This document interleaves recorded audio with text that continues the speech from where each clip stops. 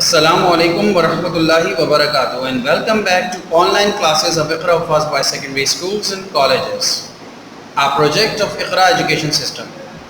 My dear brothers, in this video lecture today, we are going through chapter number 3 from our secondary stage English book 1, On the Neem Tree.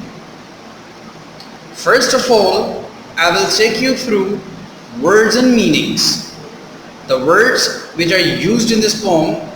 So you should know the meaning of these words so that when you are going through this poem on your own or listening to my explanation of this poem, you should have no problem in understanding what a word means.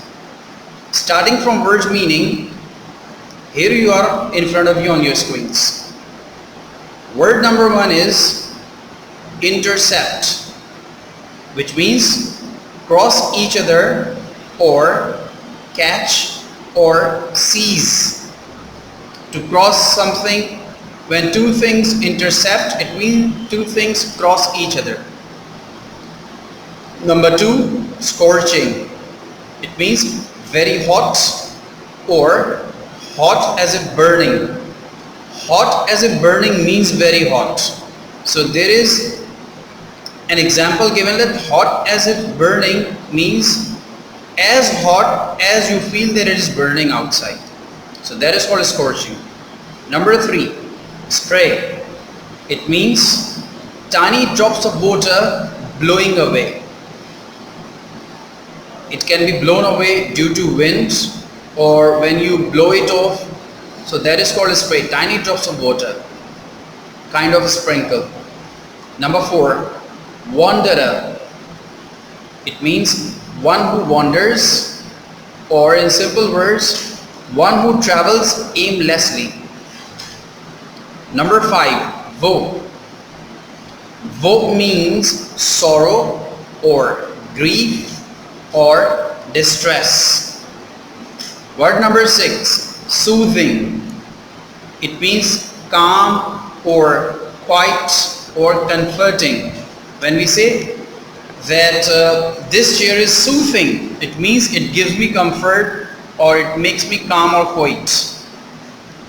Word number 7, midday flames. It means heat of the sun in the afternoon. Number 8, fulfillment. It means completion or carrying out. Number 9, sheltering. It means protecting or shielding or keeping safe. Word number 10, suffering. It means physical or mental pain. Number 11, sorrow. It means grief or sadness. Word number 12, sacrifice. It means to give up one's like or dislike for others. Number 13, loftiest, which means very noble.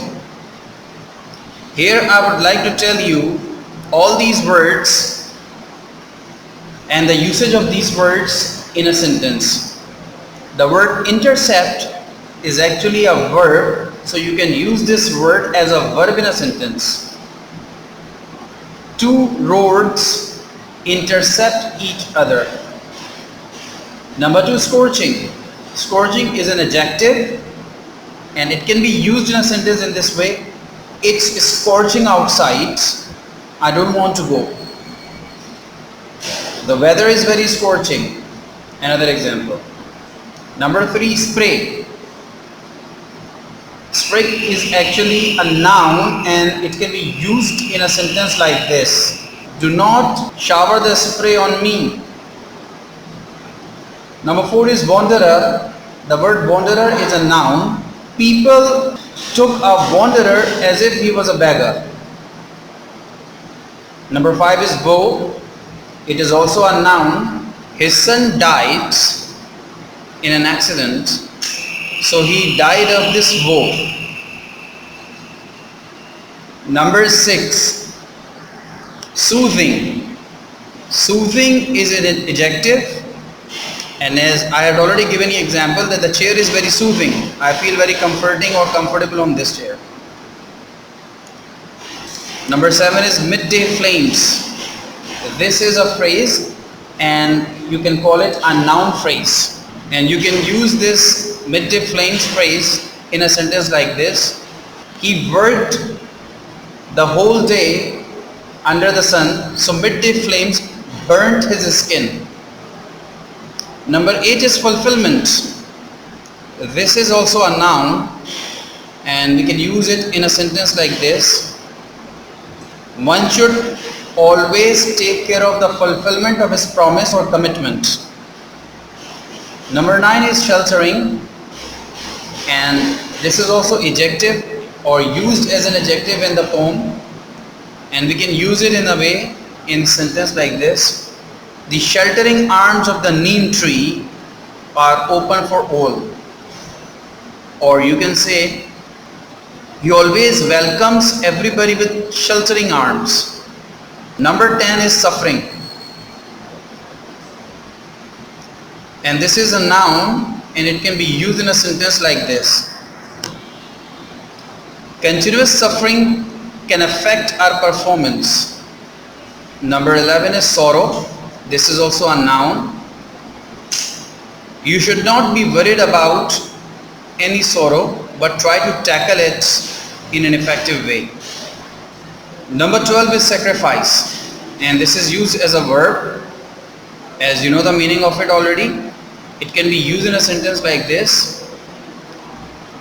Parents sacrifice their wishes and desires for the sake of their children. Number 13 is loftiest, and this is actually an adjective in its superlative form. You can use it that he is the loftiest person in the class. I hope, my dear student, that you have been able to understand the meaning of these keywords and you will memorize them today and you will jot them down, write them down in your register after making the title page of chapter number 3, poem The Neem Tree, in your poetry section. And I believe so that this is the first chapter in your poetry section. Previously you have gone through 2 chapters.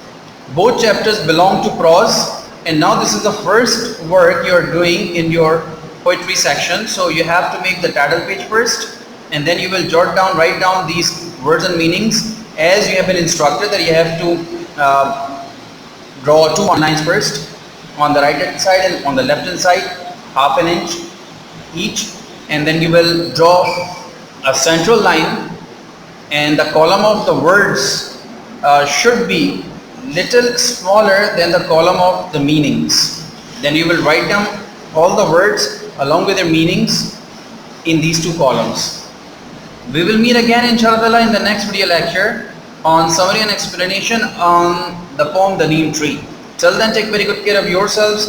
Assalamu alaikum wa rahmatullahi wa barakatuh.